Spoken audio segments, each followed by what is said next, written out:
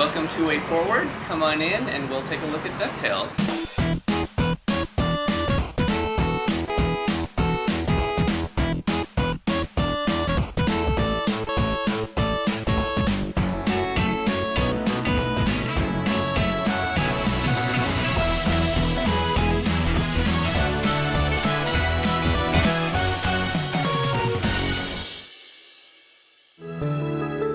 First step in creating the backgrounds was to really study the NES levels. We had the NES maps, blocked out. We had the entire map from both a level design perspective and sort of a art layout perspective. We looked at the levels and to try to interpret, what the feeling was. For something like Transylvania, when you look at the actual original layout, it feels like it's broken into a few different areas. There's kind of a dungeon, underground, very brick area where you have the spikes. There's the entryway, kind of a foyer, and there's like doors and sort of some wood and some like wallpaper kind of falling off, and then the grand ballroom with the red drapes.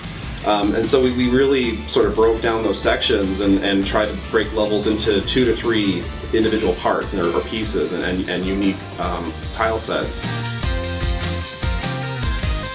So in some levels, it is all just a big long either a series of rabbit trails or a big loops in on itself. And if you'd only know that you could start here and just wander in, you could get to the boss right away. And it seemed like, well, what we ought to do is make sure that players see a lot of the key or most memorable parts of the level. Like Transylvania would be kind of a shame if you never went and did the minecart. So we had this mechanism introduced early on to split up the nephews and have you go and find each one and put a kind of a mini boss there. I personally like the kind of cheesy Haunted Mansion feel of things anyway, so I fell in love with Transylvania immediately, from the mummy to the skeleton duck. I always liked the Transylvania level in the original game. That I'd say was my favorite because I liked the music and I always liked the bad guys. I love the skeleton duck and the mummy duck. So I kind of gravitate towards that in the new game too. When we were first developing concepts and the look of the environments, we were having a hard time with our internal concept artists really trying to nail the Disney style. We have incredibly talented people, but there's this certain look, and so we did an internet search and we were looking up DuckTales backgrounds and different concept art, and I came across a blog with sketches from the original show, like thumbnails and actual layout drawings from the original show. It all came from one place, came from this one guy, Mike Peraza, and I thought, well, let's just contact him, see maybe he has a stockpile of layout art that we can rifle through and take some photos and scans, and he just wanted to work with us. And so we actually contracted him to work on the game. And the funny thing about Mike Peraza is he worked on the original DuckTales show, and now he's a Disney Imagineer. For the backgrounds, it was literally like taking, images right from the show and getting to convert them into these 3D environments.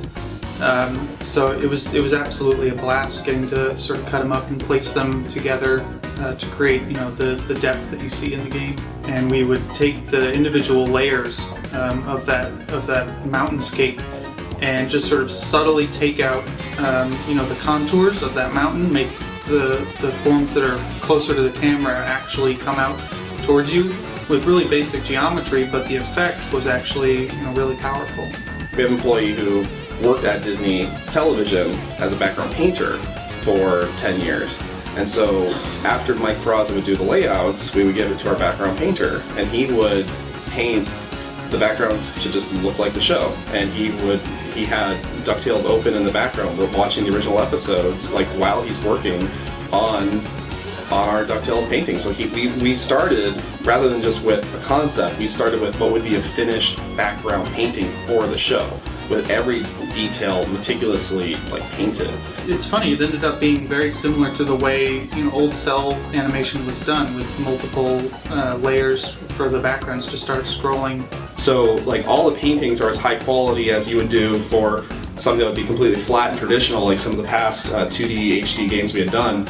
But starting with these giant paintings, we had very large textures. So we're really pushing the limits of some of these consoles and how much texture memory they have with all the textures and all the frames of animation and the particle effects and and the result is amazing with this game running at 1080p and 60 frames a second. It's just spectacular.